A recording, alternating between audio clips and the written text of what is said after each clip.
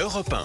11h-13h, Hélène Zélani et vous. Et n'hésitez pas à participer sur Europe 1 en appelant le 01 80 20 39 21. Vous êtes peut-être en vacances avec de la famille, des amis. Tous les jours, on vous propose une balade, une visite, une idée sélectionnée par un des correspondants d'Europe 1. Ce matin, direction Bordeaux et la Gironde avec vous, Stéphane Place. Bonjour. Bonjour Hélène, bonjour à tous. Si on passe dans votre coin, qu'est-ce que vous nous conseillez de faire ? Il y a 1000 choses à faire, mais là on est dans une période où on va être en famille. Il faut que tous les âges trouvent leur bonheur au moment où on va se faire une petite balade et faciliter la digestion après ces repas pantagruéliques. Moi je vous emmène dans un lieu qui au départ à sa création est un énorme bunker sinistre, puisqu'il s'agit de la base sous-marine de Bordeaux, construite ici par les nazis pendant la Seconde Guerre mondiale et qui abritait à l'époque les sous-marins allemands. Alors évidemment, c'est pas exactement l'endroit où a priori on a envie d'aller se balader pendant les vacances de Noël. En tout cas, quand c'est présenté comme ça. Seulement voilà, aujourd'hui, ce bâtiment, Hélène, il est devenu un lieu culturel permanent, rebaptisé d'ailleurs. Il s'appelle désormais les Bassins de Lumière, avec sur ces épais murs de béton qui tiennent donc à la construction et à la particularité de cet endroit, il y a la projection d'œuvres numériques. Franchement, ce sont à chaque fois des expositions, parce que là, c'est pas la première, précisément parce qu'elles se tiennent dans ce site complètement atypique. Ce sont des expositions qui vous marquent des explosions de couleurs, une immersion assez géniale, d'autant qu'en ce moment, et il ne faut pas louper le coche, c'est jusqu'au 7 janvier, c'est Tintin qui est à l'honneur. Tintin, l'aventure immersive, c'est le nom de l'expo. C'est un énorme succès, plus de 4000, 5000 visiteurs par jour, je crois. C'est ce que me disait le directeur l'autre jour, pour suivre ce reporter à la houppette qui nous a tous marqués, à travers donc ces images tirées de ce grand classique de la bande dessinée, images qui sont projetées sur ces murs, mais on passe donc d'une vignette de 5 cm à des images de 10 mètres de haut, avec par exemple la fusée rouge et blanche de On a marché sur la Lune, qui apparaît comme ça, immense, devant le visiteur, et qui se reflète en plus dans l'eau des bassins de cette ancienne base sous-marine. Tout d'un coup, on plonge littéralement donc, dans ces dessins 100 fois plus grands que les originaux. Le but, finalement, c'est d'entrer dans les cases de ces albums, avec en plus des effets d'animation. Et là, on croise tous les personnages, le capitaine Haddock, les Dupont, les deux avec un T et un D, le professeur Tournesol, la Castafiore, tous les méchants. Il faut compter, on va dire, une quarantaine de minutes pour partager cette expérience, cette aventure. Et on peut y aller, pour le coup, avec les petits. Oui, c'est ce que je voulais vous demander. C'est ouvert à tous les âges, finalement. 7 à 77 ans. Vous pouvez y aller avec le grand-père, avec les enfants, qu'on appelle les drôles ici, nous, à Bordeaux. Vraiment, pour le coup, tout le monde, forcément, va vivre un moment particulier. D'abord parce que papy, il les a lus, les albums, vous les avez lus. Et puis, vous allez raconter, du coup, à vos enfants, s'ils ne les ont pas encore lus, l'univers de Tintin. Enfin, ça sert à ça aussi, ce moment-là. Tout ça est porté sur place par une bande-son qui s'inspire, figurez-vous, directement des goûts d'Hergé, de sa discographie. Et puis, vous n'échapperez pas naturellement à l'ère des bijoux, Castafiore oblige. Donc, Bordeaux, Bassin des Lumières, mais je vous le dis, vous avez intérêt à passer par le site internet pour réserver et acheter vos places, parce que ça a un tel succès que voilà, il faut arriver à se caser.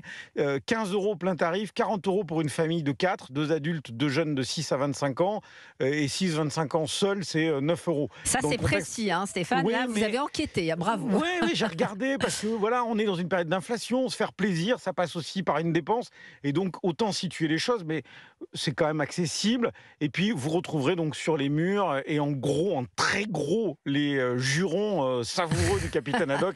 Moi, j'adore ça, et ça vous donnera l'occasion d'expliquer ensuite Tonnerre de Brest. moule à gaufres, 1000 millions de 1000 sabords, Bachibouzouk, Cerco, Pitek, je crois qu'il me semble, dans mes souvenirs qu'il y avait ça, flibustier de carnaval, enfin...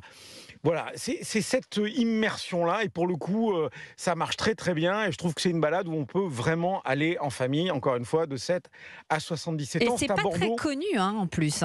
Non, la base sous-marine, encore une fois, c'est un lieu, quand vous passez devant comme ça de prime abord, vous avez du mal à imaginer qu'aujourd'hui, ça a une vocation culturelle. Et c'est là aussi que ça vaut le détour, parce que finalement, le génie humain, c'est ça, c'est de partir du pire pour en faire quelque chose d'incroyablement intéressant, formidable, et qui tient donc à ces projections numériques, à ces expositions-là.